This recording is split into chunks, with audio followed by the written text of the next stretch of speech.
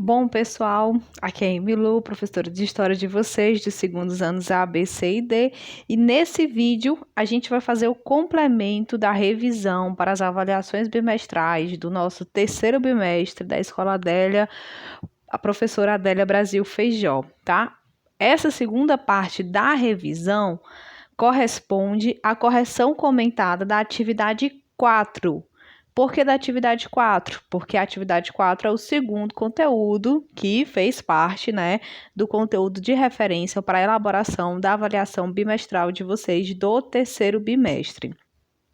Essa atividade 4 se baseou no período, histórico do primeiro reinado aqui no Brasil, de 1822 a 1831. A gente teve uma aula no Meet sobre esse conteúdo. Quem não pôde acompanhar a aula no Meet, está lá no Google Sala de Aula das turmas de vocês, a indicação de todo o conteúdo de referência para o estudo sobre esse período histórico do Brasil. É o capítulo 14 do livro de história de vocês, e lá no Google Sala de Aula tem um slide também postado com um resumo, aquele slide, aquela apresentação que a gente utiliza nas aulas do Meet para orientar o nosso debate acerca do conteúdo, que no caso aqui é Brasil, primeiro reinado. Baseado nesse conteúdo de referência, eu elaborei uma atividade no Google Formulário, que foi a atividade 4, e eu passei ela para vocês. Lembrando que essa atividade 4, que vocês responderam lá no Google Formulário, ela faz parte, da nota parcial de vocês.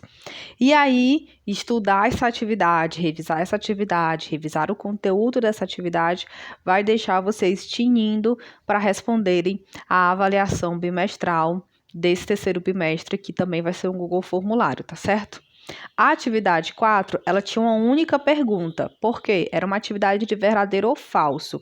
Então, depois da aula lá no Meet, depois de dar, uma lida aí e ficar inteirado no conteúdo sobre o primeiro reinado no Brasil, você ia analisar 22 informações que eu coloquei nessa atividade e ia me dizer se essas informações estão verdadeiras ou se elas estão falsas, A gente começa, portanto, pela frase número 1.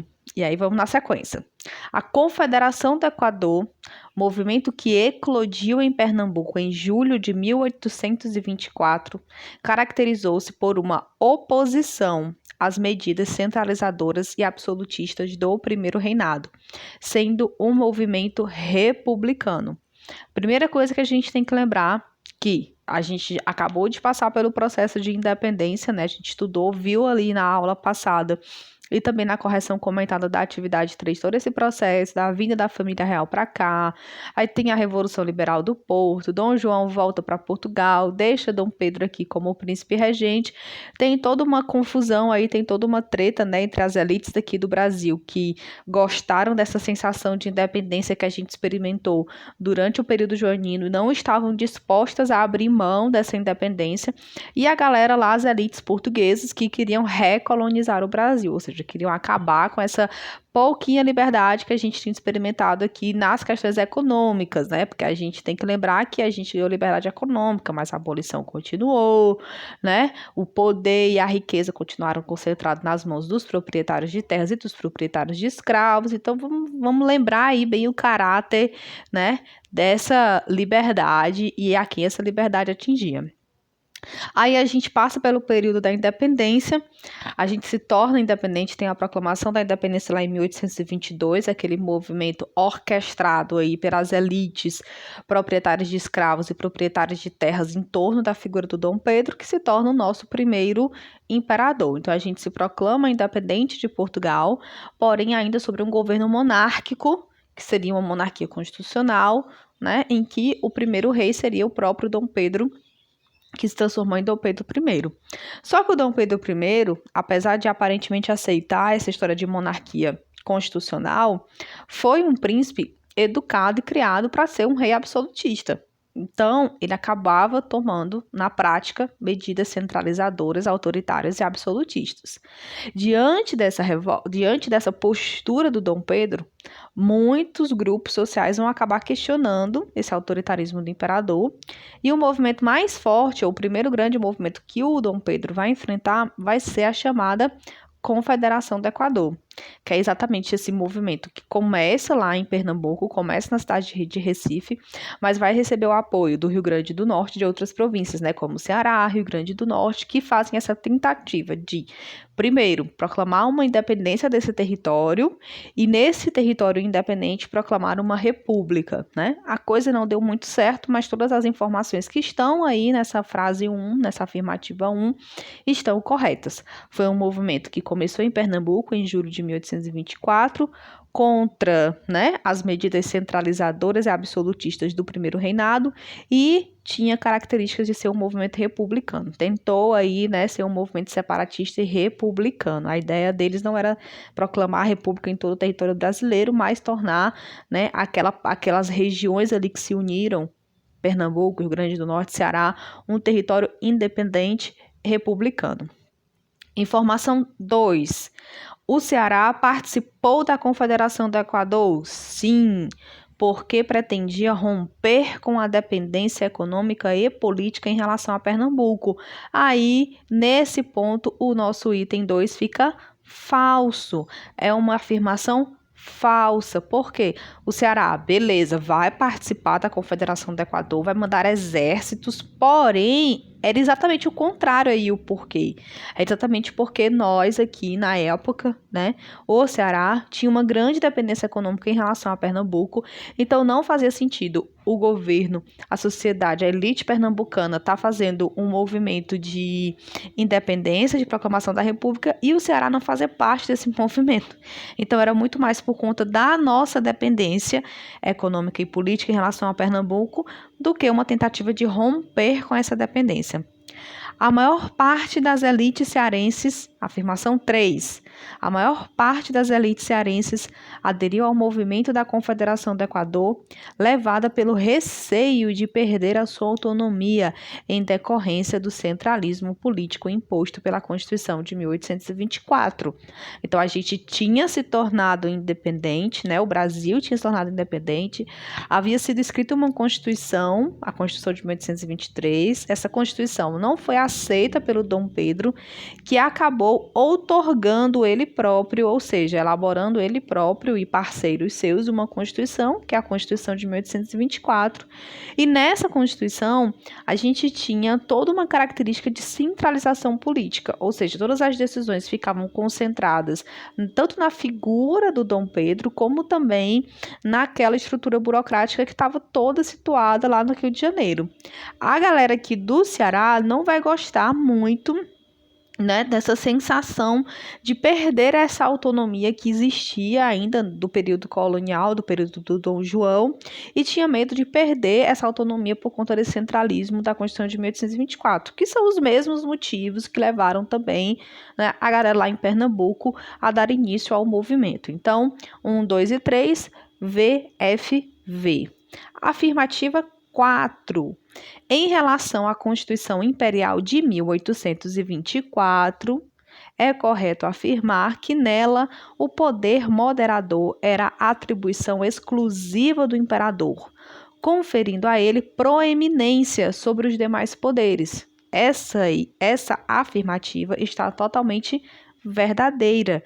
Uma das principais características da nossa primeira Constituição, que foi a Constituição de 1824, e vale ressaltar que essa Constituição de 1824 perdurou todo o governo imperial, tendo uma pequena alteração aqui e acolá, mas o texto, né, principal da Constituição de 1824, ele permaneceu o mesmo até a proclamação da República.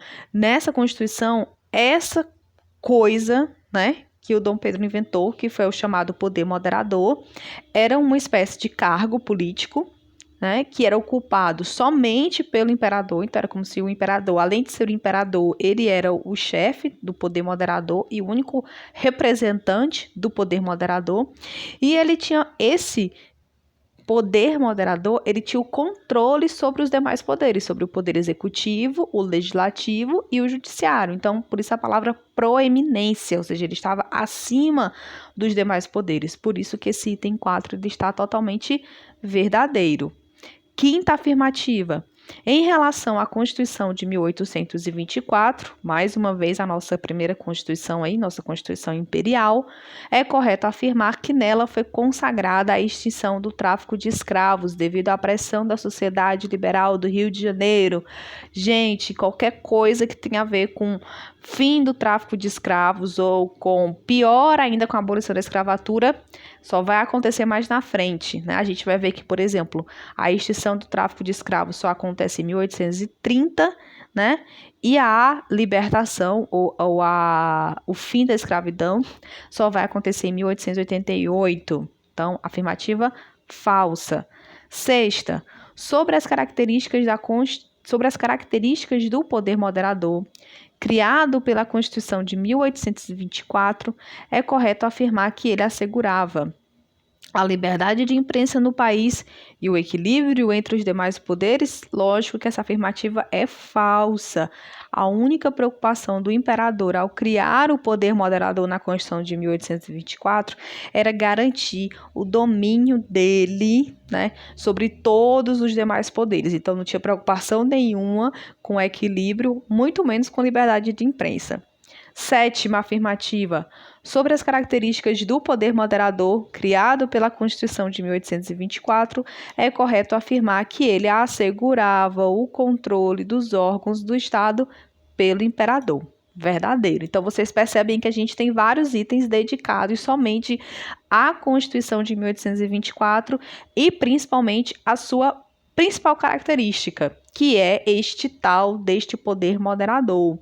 E a gente tem que lembrar que esse poder moderador foi o jeitinho que o Dom Pedro encontrou de fingir que estava aceitando uma Constituição, mas ao mesmo tempo legalmente garantir que teria o controle absoluto sobre essa estrutura constitucional, sobre o legislativo, sobre o executivo, sobre o judiciário, e ele garantia legalmente esse controle através do poder moderador. É como se ele dissesse assim: eu estou sendo absolutista, mas eu não estou fazendo nada contra a lei. Estou seguindo a Constituição, eu estou seguindo a lei aí, ó. A lei diz que eu sou o poder moderador, tá certo? Então, oitava, o reconhecimento da independência do Brasil pelas principais potências mundiais europeias somente ocorreu após o reconhecimento de Portugal. Verdadeiro, tá, pessoal? Todo mundo queria aí que o Brasil se tornasse independente para garantir aquele lance do livre comércio, mas as potências europeias esperaram o reconhecimento de Portugal, pois as potências europeias se mantiveram fiéis àquela política internacional traçada a partir do Congresso de Viena. Verdadeiro. O Congresso de Viena vai marcar a história, na verdade, da Europa, né, do continente europeu. Até o Congresso de Viena, a gente via muitas disputas entre os impérios europeus, entre as potências europeias, Inglaterra, França. A figura do Napoleão vai ser essa grande figura final dessas disputas políticas dentro da Europa. Quando vem a derrota do Napoleão e vem o Congresso de Viena, no Congresso de Viena é meio que eles vão dizer assim: olha, a gente vai brigar com todo mundo, menos entre a gente, menos aqui na Europa. Tanto que a gente vai ver que isso vai se refletir aí na política da Europa nos anos seguintes, né? Nas grandes guerras mundiais que vão acontecer e por aí vai. Nona questão. As relações do Brasil com a Inglaterra constituíram-se num dos principais problemas da política externa do Império, como, por exemplo, na oposição da Inglaterra, país pioneiro no desenvolvimento industrial, ao tráfico negreiro. Se o Brasil vai ter algum problema externo, algum problema de política externa, esse problema vai ser com a querida Inglaterra. Por quê? A Inglaterra vai trazer a família real para cá, a Inglaterra vai emprestar dinheiro para que o Dom Pedro pagasse uma vultosa indenização a Portugal para que Portugal reconhecesse a nossa independência e, por conta disso, vai querer durante várias vezes meter o bedelho nas questões políticas aqui do Brasil. E o Dom Pedro vai ter sempre que negociar e dizer: olha, não é bem por aí, não dá para fazer assim, não dá para fazer do jeito que vocês querem. E é na questão da manutenção da escravidão e da manutenção do tráfico de escravos, essa disputa com a Inglaterra vai ser uma constante, né? A Inglaterra sempre pressionando o governo para que o governo acabasse com o tráfico, abolisse a escravidão e, ao mesmo tempo, o governo sendo pressionado pelas elites locais. Olha, você não pode ceder, essa economia é fundamental para a gente, o Brasil não tem como sobreviver sem a escravidão, sem os escravos. Então, o Dom Pedro sempre ficava aí nessa sinuca de bico entre as elites locais, a pressão das elites locais e a pressão do governo inglês. 10ª questão, 10ª afirmativa. A respeito da independência do Brasil, pode-se afirmar que esse processo instituiu a monarquia, show de bola, né? A gente se tornou independente e instituiu aqui uma monarquia, como forma de governo a partir de um amplo movimento popular. Aí o item vai por água abaixo, né? A instituição aqui da monarquia não foi um movimento, não foi um desejo, um anseio de um movimento popular organizado. Muito pelo contrário, a independência e a escolha da forma de governo pela monarquia foi todo um movimento articulado pelas elites da época, formada pelos proprietários de terras e proprietários de escravo. O povo vai passar longe desse movimento. 11ª, a respeito da independência do Brasil, pode-se afirmar que esse processo provocou, a partir da Constituição de 1824, profundas transformações nas estruturas econômicas, sociais e políticas. Lógico, né? Um movimento de independência. Lógico que não. Apesar da gente passar por esse processo de independência, pessoal, a Constituição e toda a estrutura que foi mantida no pós-independência praticamente não mudou em nada a nossa realidade. Economicamente falando, a gente continuou um país totalmente dependente de potências externas, a gente continuou sendo um país que produzia para alimentar o mercado externo, a gente continuou sendo um país socialmente extremamente desigual, a gente continuou um país escravocrata, né? Então, a nossa realidade econômica e social praticamente não foi alterada com o processo da independência. 12ª, a respeito da independência do Brasil, pode-se afirmar que esse processo implicou, ou seja, resultou, né, na adoção da forma monárquica de governo, show, e preservou os interesses básicos dos proprietários de terras e de escravos. Perfeito. Quais eram esses interesses básicos? Livre comércio e a manutenção da escravidão. Basicamente isso. Então, essa afirmativa ela é verdadeira. 13. A Constituição Imperial Brasileira, promulgada em 1824, estabeleceu linhas básicas da estrutura e do funcionamento do sistema político imperial, tais como laicização do Estado por influência das ideias liberais. Gente, todo esse item está praticamente correto. Só que quando ele vem dizer essa característica da laicização, aí ele fica falso. Por quê? Até aí dizer, a Constituição Imperial Brasileira, que foi promulgada, e ela foi realmente promulgada em 1824, estabeleceu em linhas básicas da estrutura do funcionamento, né? Tudo bonitinho, tais como laicização. O que é laicização? Seria um Estado laico, um Estado que não professa, um governo que não professa uma religião X ou uma religião Y. E a gente sabe que na Constituição de 1824, não. Nós éramos um Estado católico, tanto que na própria Constituição, o Dom Pedro, inclusive, tinha poderes para indicar, né, determinados cargos dentro da estrutura da Igreja Católica aqui no Brasil. É o chamado beneplácito, que vai gerar uma confusãozinha mais na frente, mas que a gente só vai falar dela quando a gente estiver falando já da crise do Império e do início do processo de proclamação da República, tá bom? 14ª, as colônias espanholas tornaram-se independentes. Ok, dentro do mesmo modelo brasileiro, formando monarquias absolutistas? Falso, né?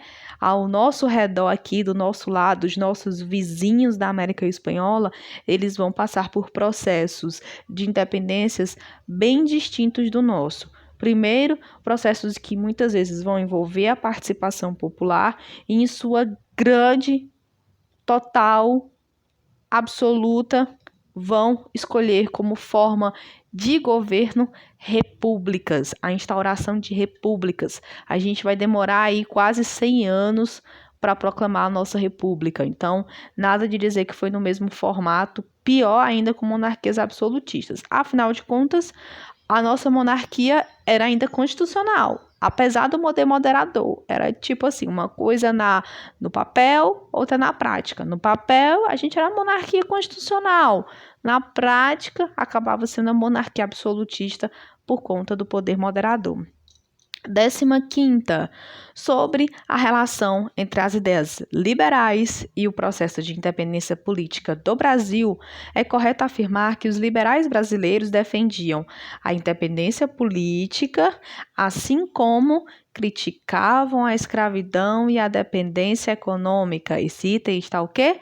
Falso, né? É aquele liberalismo torto que a gente conhece, aquele liberalismo que defende na política uma independência, né? Ou seja, nós nos tornarmos um país politicamente independente, com governo próprio, com leis próprias, mas que esse governo podia muito bem ser dependente economicamente das grandes potências, manter acordos importantes, contanto que eu, elite, me beneficie com essa dependência, né? Com esses acordos.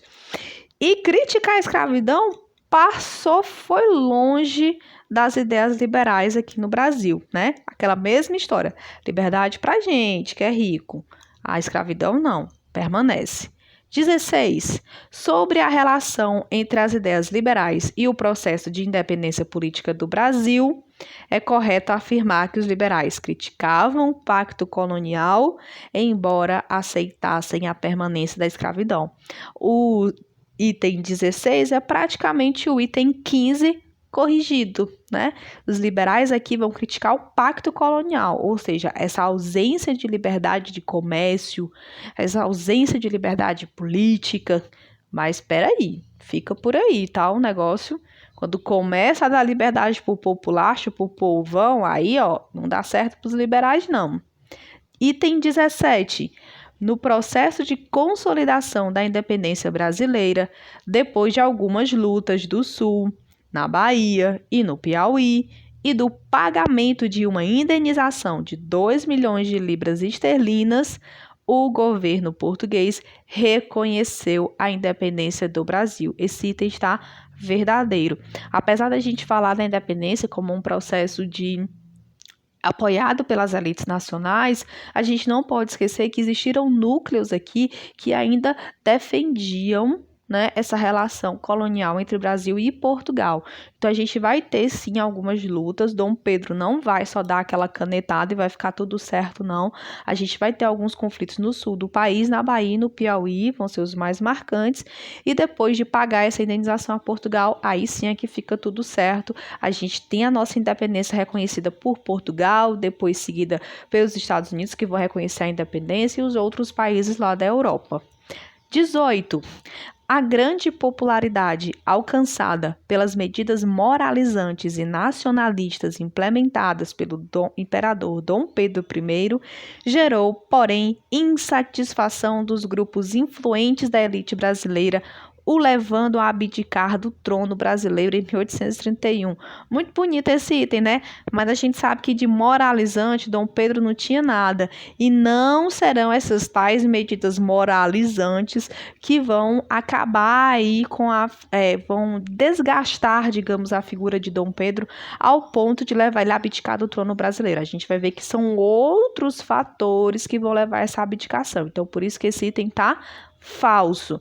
O 19. Será que o 19 vai trazer pistas para a gente do porquê dessa abdicação? A raiz dos conflitos enfrentados pelo imperador, que o levaram a abdicar em 1831, estava na oposição entre as tendências liberais de alguns políticos brasileiros e as tendências autoritárias de Dom Pedro I. Aí sim, aqui sim, a gente tem uma afirmação verdadeira sobre o motivo, né? Um dos motivos que levaram o Dom Pedro I a abdicar do trono em 1831. O que é abdicar? É abrir mão do trono, né? Deixar de ocupar o trono aqui do Brasil.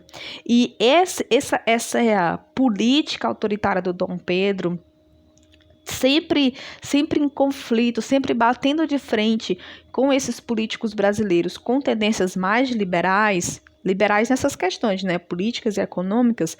Esses atritos vão desgastar a imagem do Dom Pedro e ele vai acabar aproveitando uma oportunidade que a gente vai falar um pouquinho mais lá na frente para abrir mão do trono e deixar ele para o filho, que vai se tornar mais na frente Dom Pedro II. 20ª. Entre as principais razões para a abdicação do imperador Dom Pedro I em 1831 estava sua não aceitação da dissolução da Assembleia Constituinte, que desejava elaborar uma nova Constituição por uma comissão de nobres. Gente, esse item muito louco, totalmente louco e, portanto, também totalmente falso. Uma afirmativa falsa. Em 1831, não tinha nenhuma movimentação para escrever uma nova Constituição. Na verdade, a gente já tinha lá a Constituição de 1824, que, como eu disse para vocês, não vai ser substituída por nenhuma outra ao longo de todo o período imperial. E o Dom Pedro I, ele não vai ter nenhum problema em dissolver assembleias, tá? Até porque basta a gente lembrar que lá em 1823, logo depois da independência do Brasil, é o safadinho Dom Pedro I quem dissolve a Assembleia Constituinte, que estava escrevendo uma Constituição que limitava os poderes dele, e ele não gostou disso, foi lá, dissolveu a Constituição e ele mesmo escreveu, junto, lógico, com alguns parceiros, a Constituição de 1824. Então, o Dom Pedro I ele não tem nenhum problema em dissolver assembleias constituintes, tá? Ele fez isso lá em 1823, não aqui em 1831. Por isso que esse item tá falso. 21ª. A abdicação de Dom Pedro I provocou uma situação política incomum, colocando o sucessor direto do trono, Dom Pedro II, mesmo este sendo menor de idade.